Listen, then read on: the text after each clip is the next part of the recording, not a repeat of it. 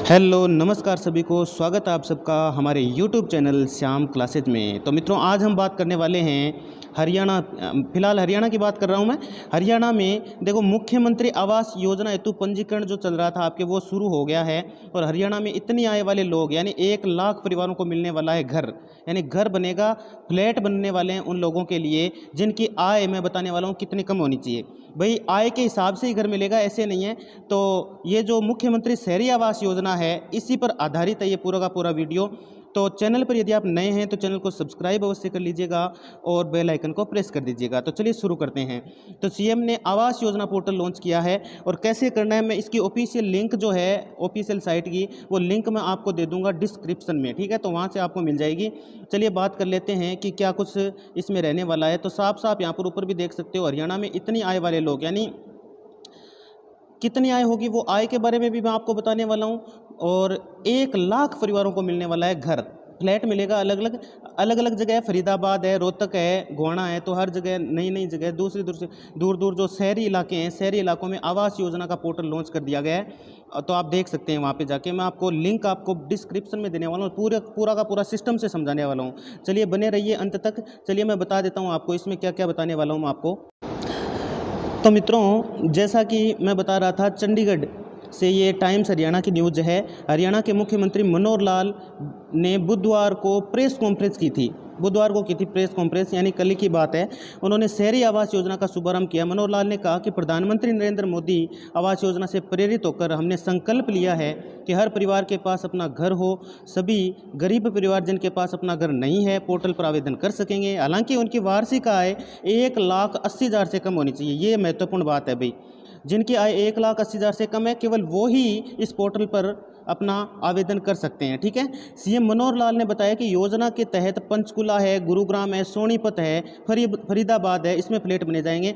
कुछ इसमें नाम लिखे नहीं गए हैं, पानीपत में भी बनाए जाने वाले हैं और रोहतक में भी बनाए जाने वाले हैं, ठीक है ना। तो इनमें भी आपको यहाँ पर फ्लैट देखने को मिलेंगे, फ्लैट बनने वाले हैं भाई मित्रों। चलिए आगे और बताता हूँ इसके बारे में। मित्रों, नीति में ऐसा बताया गया है, जैसा कि मैं बता रहा हूं आपको, नीति में ऐसा बताया गया है आपको कि 16 अगस्त को घोषित पुरस्कार के अनुसार मुआवजा स्वीकार करने के बाद भूस्वामी अपना जमीन की खरीद कर चुनौती नहीं देंगे। इन पुरस्कारों में घोषित मुआवजा राशि बढ़ोतरी की मांग नहीं करेगी। किसी भी अदालत में लंबित भूमि से संबंधित सभी मामलों को वापस ले लेगी और प्रत्येक एकड़ भूमि के लिए, यानी 1 एकड़ भूमि के लिए 1000 वर्ग मीटर में आनुपातिक आधार पर विकसित आवासीय या विकसित औद्योगिक भूखंड दिए जाएंगे। आवंटन की दर प्रथम प्लवन के समय निर्धारित आरक्षित मूल्य के बराबर होगी भाई।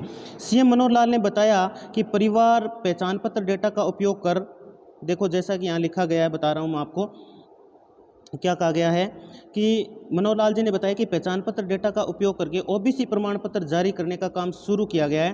सरल पोर्टल पर जाकर पीपीपी में अपने डेटा के आधार पर पात्र पाए जाने पर नागरिक अब घर बैठे ओबीसी प्रमाण पत्र ऑनलाइन डाउनलोड कर सकेंगे, ठीक है। और उसी आधार पर आगे हम बात करने वाले हैं कि बात कर रहे थे कि घर की बात कर रहे थे कि किन किन को घर मिलने वाला है। तो उसकी आय मैं बता चुका हूँ, किससे 1 लाख, देखो 1,80,000 से कम होनी चाहिए। 1,80,000 से कम उनकी आय होनी चाहिए, ठीक है। और पहचान पत्र के पीछे हमारा उद्देश्य लोगों को फेसलेस और पेपरलेस सेवाएं प्रदान करना है, क्योंकि पहचान पत्र से सारा काम हो जाएगा।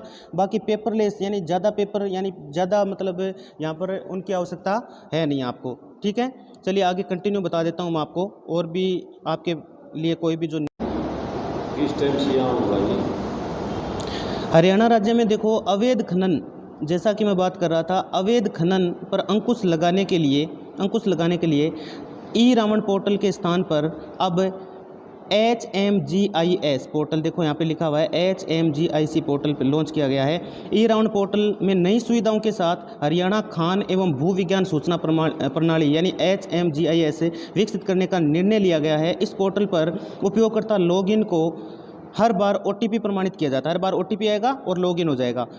मालिक को SMS के माध्यम से जानकारी मिल जाएगी। मनोहर सीएम लाल ने कहा कि G20 और इसकी घोषणा से देश की गरिमा बढ़ी है, और करनाल से नशे के खिलाफ साइक्लोथॉन का आयोजन किया गया है। प्राकृतिक आपदाओं से हुए नुकसान की भरपाई के लिए आंकड़ों का सत्यापन यहाँ पर किया जा रहा है।